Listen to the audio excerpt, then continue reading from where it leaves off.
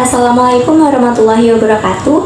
Hai semua, perkenalkan saya Puput Indah Lestari dari kelas I Manajemen. Video ini saya buat untuk memenuhi tugas akhir pada mata kuliah aplikasi komputer statistik. Jadi materi yang saya bahas yaitu yang pertama definisi hipotesis, yang kedua jenis-jenis hipotesis, yang ketiga one tail dan two tail, dan yang keempat linear sederhana dan berganda, yang kelima koefisien korelasi dan koefisien determinasi. Materi yang pertama yaitu hipotesis. Nah, apa sih itu hipotesis? Jadi, hipotesis dalam penelitian adalah dugaan sementara tentang hubungan antara variabel-variabel yang akan diteliti. Hipotesis ini dibuat berdasarkan teori penelitian sebelumnya dan pengamatan awal.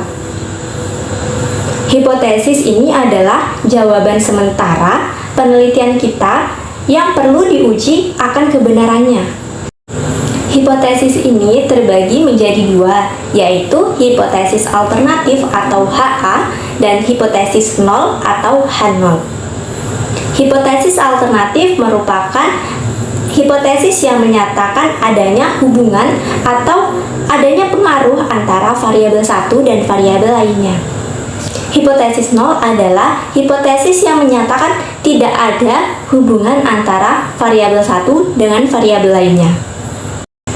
Materi selanjutnya yaitu perbedaan antara one tail dan two tail. Uji hipotesis one tail merupakan uji hipotesis yang telah kita lakukan atau sudah kita ketahui arah hubungannya, yaitu yang telah kita prediksi apakah antara variabel satu dan variabel lainnya ini memiliki pengaruh positif maupun pengaruh negatif. Sedangkan two tail merupakan uji hipotesis yang belum kita ketahui hubungan antara variabelnya. Bisa kita lihat sendiri pada grafik ini, yaitu one tail hanya memiliki satu nilai di satu sisinya saja. Nah, ini bisa terjadi pada sisi kiri maupun sisi kanannya saja. Dan pada two tail terdapat dua nilai di dua sisinya, yaitu pada semua sisi kanan dan sisi kirinya. Jadi, daerah yang berwarna biru tua ini merupakan daerah penolakan H0, dan yang warna biru muda ini merupakan daerah penerimaan H0. Jika warna yang lebih gelap ini berada di sebelah kanan, maka terdapat pengaruh positif terhadap hipotesis yang telah kita uji ataupun yang sedang kita uji.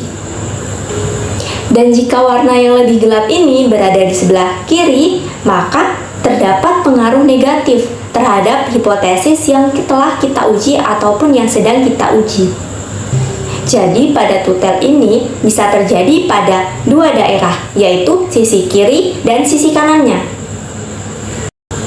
Materi selanjutnya yaitu analisis regresi.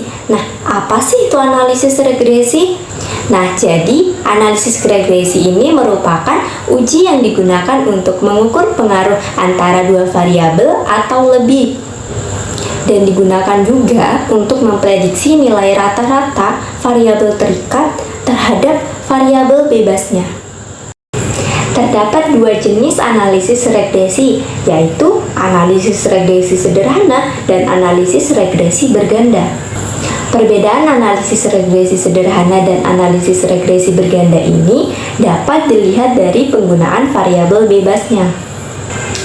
Jadi, pada analisis regresi sederhana ini menggunakan satu variabel bebas untuk melihat pengaruhnya terhadap variabel terikat. Sedangkan pada analisis regresi berganda ini menggunakan lebih dari satu variabel bebas untuk melihat pengaruhnya terhadap variabel terikat. Materi selanjutnya yaitu koefisien korelasi. Nah, jadi koefisien korelasi ini mengukur kekuatan hubungan antar variabelnya. Jadi dengan menggunakan cara ini, kita dapat mengetahui ada dan tidaknya hubungan antar variabel-variabel tersebut. Jadi apabila terdapat hubungan antara variabel-variabel tersebut, maka akan terlihat pada perubahan yang terjadi pada salah satu variabelnya, yang akan mengakibatkan terjadinya perubahan pada variabel lainnya. Jadi koefisien korelasi ini dilambangkan dengan R besar dan nilainya ini bervariasi antara -1 sampai dengan 1. Contohnya yaitu kita ingin mengetahui hubungan antara tingkat pendidikan yaitu variabel X dan penghasilan yaitu variabel Y, dan kita telah menghitung atau telah mengetahui koefisien korelasi dan mendapatkan nilai R sama dengan 0,7 yang berarti mendekati angka 1. Interpretasinya yaitu ketika nilai R sama dengan 0,7 berarti menunjukkan bahwa terdapat hubungan yang kuat antara tingkat pendidikan variabel X dan penghasilan yaitu variabel Y. Dan ketika tingkat pendidikan yaitu variabel X ini meningkat, maka rata-rata penghasilan yaitu variabel Y juga akan meningkat. Dan jika nilai R ini mendekati angka 0, maka hubungan antara tingkat pendidikan yaitu variabel X dan penghasilan yaitu variabel Y ini akan melemah. Materi selanjutnya yaitu koefisien determinasi. Nah, koefisien determinasi ini dilambangkan dengan R pangkat 2 yang digunakan untuk mengukur seberapa baik variabel terikat ini dapat dijelaskan oleh variabel bebas pada model regresi tersebut. Koefisien determinasi ini nilainya berkisar antara 0 hingga 1. Contohnya yaitu kita mendapatkan nilai R sama dengan 0,8, maka dapat diperoleh nilai R pangkat 2-nya yaitu 0,64, yaitu hasil dari perkalian antara 0,8 dikali 0,8. Jadi, dapat kita interpretasikan bahwa kemampuan variabel bebas dalam menjelaskan variabel terikatnya yaitu sebesar 0,64. Jadi, koefisien korelasi dan koefisien determinasi ini hanya digunakan untuk mengukur hubungan antar variabelnya saja. Sekian video dari saya, kurang dan lebihnya saya mohon maaf. Terima kasih dan wassalamualaikum warahmatullahi wabarakatuh.